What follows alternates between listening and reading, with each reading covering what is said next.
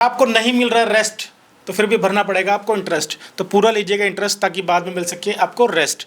अगर आप भी आज किसी प्रकार के कर्ज में डूबे हुए हैं, अपने सभी कर्जों से बाहर आना चाहते हैं, तो आज मैं आपको कमाल के फ्रेमवर्क्स दूंगा जिन्हें इंप्लीमेंट करके आप अपने सभी कर्जों को खत्म कर सकते हैं। तो बने रहिए हमारे साथ इस वीडियो के अंत तक।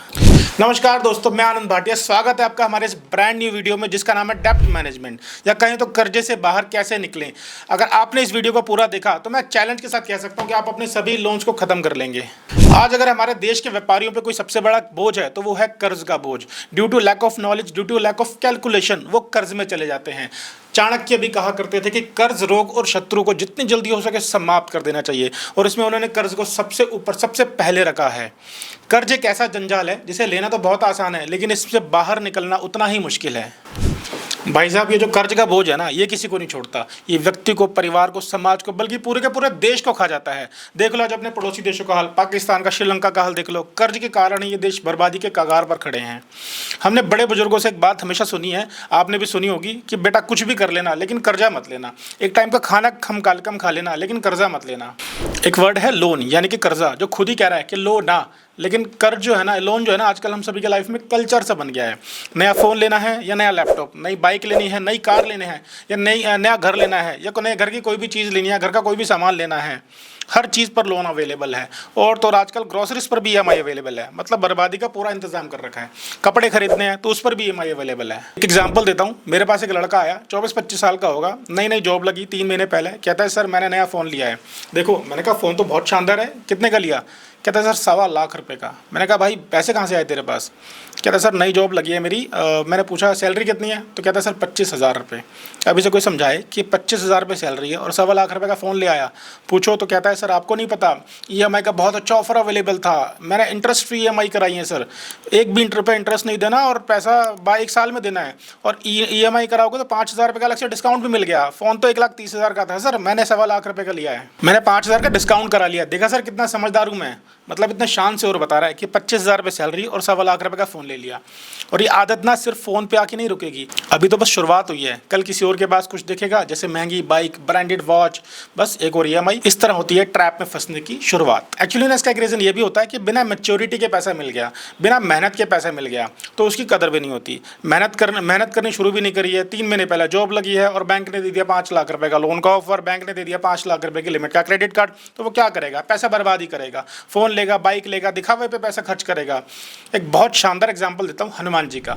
हनुमान जी में अपार शक्ति थी, लेकिन इस शक्तियों को संभालने के लिए उतनी मैच्योरिटी नहीं थी।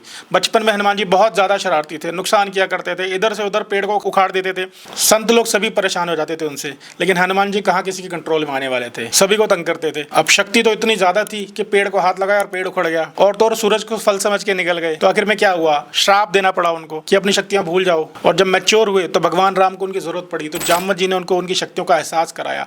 मैच्योर भी हो चुके थे, शक्तियाँ भी थी, तो अच्छे काम में आई। इसी तरह से कोई लड़का, उसने अपना करियर स्टार्ट किया है, अभी मैच्योर हुआ नहीं है, स्ट्रगल करना शुरू नहीं किया, 3 महीने हुआ जॉब लगे हुए, तो बैंक दे देता है उसको 5 लाख रुपए की लिमिट का क्रेडिट कार्ड, बैंक दे देता है उसको 5 लाख रुपए का लोन का ऑफर। अब लड़का क्या करेगा? अपनी डिज़ायर्स पूरी करेगा, जो चीज़ बचपन से पसंद करता है उसे लेने की कोशिश करेगा। जैसे नई बाइक ले लेगा, नया फ़ोन ले लेगा। एक्चुअली ना फाइनेंस की पढ़ाई हमारे स्कूलों में पढ़ाई जाती नहीं है, तो मैं उन सभी स्टूडेंट्स को जो अपने करियर की शुरुआत कर रहे हैं उनको एक बुक सजेस्ट करना चाहता हूँ, रिच डैड पुअर डैड।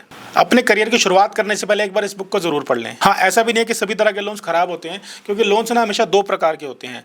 मान लो आपने आज कोई घर खरीदना है और उस घर की कीमत है 20 लाख रुपये, और आपकी मार्जिन मनी 5 लाख रुपये देने के बाद 15 लाख रुपये का आपने लोन करवाया, और उस घर की कीमत 5 साल बाद हो जाती है 40 लाख रुपये। तो इस तरह के लोन आप ले सकते हैं। एजुकेशन लोन आप ले सकते हैं, क्योंकि उससे आपकी स्किल्स बढ़ती है।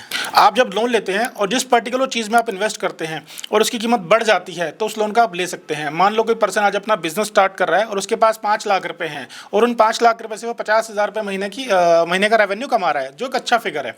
अब उसके पास कोई अपॉर्चुनिटी आ जाती है, या फिर कोई बड़ा ऑर्डर आ जाता है, या फिर किसी बड़ी कंपनी से उसको कोई टेंडर मिल जाता है जिसमें उस इन्वेस्ट करके उसको एक बहुत अच्छा रेवेन्यू मिलने वाला है, तो उस तरह का लोन वो ले सकता है। लेकिन लोग ज़्यादातर इसके लिए लोन लेते नहीं हैं। लोग तो लोन लेते हैं अपनी डिज़ायर्स पूरी करने के लिए। लोन लेकर लाइबिलिटीज़ खरीद लेंगे जिसकी कीमत ना सिर्फ कम होनी है बल्कि उन पर इंटरेस्ट भी भरना पड़ेगा, और मेंटेनेंस कॉस्ट अलग से लगेगी। जैसे कि कार खरीद ली, बाइक खरीद ली, मोबाइल खरीद लिया, लैपटॉप खरीद लिया, फर्नीचर खरीद लिया। और एक होता है आपने कोई निवेश किया, लोन लेकर, उधारी लेकर कोई निवेश किया और वो निवेश डूब गया, इसका भी उदाहरण दूंगा। काफ़ी लोग सट्टा बाजार में खेलते हैं, जैसे कि क्रूड ऑयल ट्रेड करते हैं। उनको लगता है कि इससे पैसा जल्दी जल्दी बनता है। उन्होंने स्टार्टिंग में 10 रुपये लगाए तो उनके 100 रुपये बन गए, अगले दिन उन्होंने 100 रुपये लगाए तो 1000 रुपये बन गए। अब उन्हें लगता है कि इससे पैसा बहुत जल्दी बनता है, तो वो क्या करते हैं, पर्सनल लोन ले लेते हैं। 15-16% की ब्याज से पर्सनल लोन ले लेते हैं। मान लो उन्होंने 1 लाख रुपये का लोन लिया और ट्रेड में पैसा लगाया और पैसा डूब गया। अब उनके ऊपर 1 लाख रुपये का कर्जा हो गया और उनके पास 1 रुपये का भी एसेट नहीं है, और जो 1 लाख रुपये का उधार उनके ऊपर है वो उनके आने वाली इनकम में से डेबिट होगा, क्योंकि जो लोन उन्होंने लिया है वो तो बैंक को चुकाना ही पड़ेगा। बैंक तो उसे वसूल करेगा, नहीं तो उसका असर उनकी सिविल पे पड़ेगा। आज मैं आपको दूंगा कुछ उपाय। आपको क्या करना है, अपने सभी लोन्स को इंटरेस्ट रेट के हिसाब से एक पेपर पे लिखो। अब वो चाहे होम लोन हो या कार लोन हो या पर्सनल लोन हो या एजुकेशन लोन हो या अनसिक्योर्ड लोन हो या फिर हो क्रेडिट कार्ड का लोन, सबकी एक लिस्ट बनाओ और उन सभी लोन्स को इंटरेस्ट के हिसाब से एक पेपर पे लिखो। सबसे ज़्यादा इंटरेस्ट वाला जो लोन है सबसे ऊपर उसको लिखो और सबसे कम इंटरेस्ट वाला लोन सबसे नीचे लिखो। अपने सभी के सभी लोन्स को लिखो, फिर चाहे नया लोन हो या पुराना, नया AC लिया हो, नया सोफा लिया हो, नया फर्नीचर लिया, जो भी लोन्स है सब के सब सीक्वेंस के हिसाब से लिखो। और अब जिसमें सबसे ज्यादा इंटरेस्ट जा रहा है सबसे पहले हम उसे खत्म करेंगे। आप अक्सर क्या करते हैं, सबकी EMI देते रहते हैं। ऐसा नहीं करना है। जिसमें इंटरेस्ट सबसे ज्यादा है सबसे पहले उसे खत्म करना है।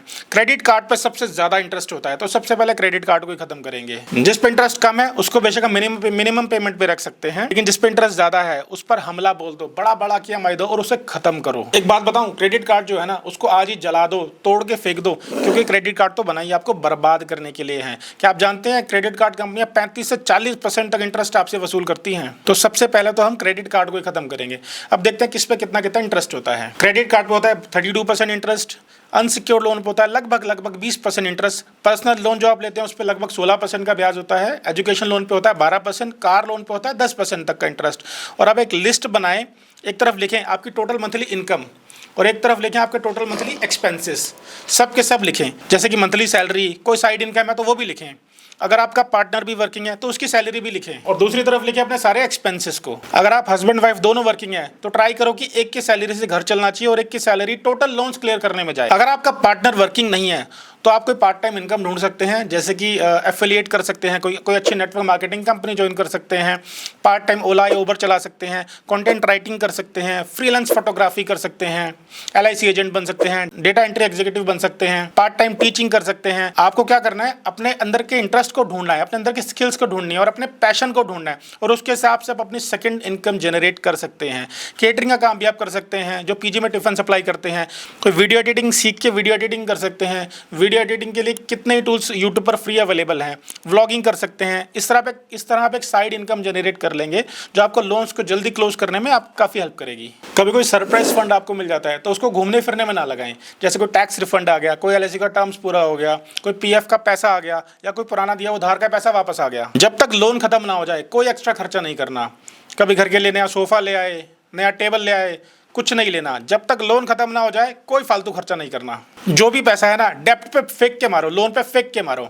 हाँ, थोड़ा अनकंफर्टेबल जरूर लगेगा आपको, लेकिन अगर आज थोड़ा अनकंफर्टेबल हो गए तो आने वाला जीवन कंफर्टेबल हो जाएगा। और कहीं गलती से आज कंफर्ट जोन में चले गए तो आने वाला पूरा जीवन अनकंफर्टेबल हो जाएगा। आप अपने बच्चों को विरासत में क्या देकर जाना चाहते हैं, पैसा, प्रॉपर्टी या कर्जा? और एक काम ये भी करना है, अपने घर में चारों तरफ देखो, बहुत सा पुराना सामान जो यूज़ नहीं हो रहा, बस खाली जगह घेर कर पड़ा हुआ है। जो भी चीज़ पिछले 1 साल से आपने यूज़ नहीं करी है तो वो आगे भी यूज़ नहीं होगी। जैसे कि पुराना लैपटॉप, पुराना बेकार पड़ा हुआ मोबाइल, पुराना एक्सपेंसेस हैंडबैग आपके घर में पड़े होते हैं, कोई पुराना फर्नीचर आपके घर में पड़ा हो जो जगह घेर कर पड़ा, यूज़ नहीं हो रहा, कोई पुरानी साइकिल पड़ी होती है, कोई पुराना ट्रेडमिल पड़ा रहता है। आज थोड़ी समय लगता है, फोटो खींचो, OLX पे भेज दो, आप देखेंगे अपनी कम से कम 3 से 4 EMI आप यहीं से निकाल लेंगे। हमारा लक्ष्य है कर्ज मुक्त भारत हम बनाना चाहते हैं।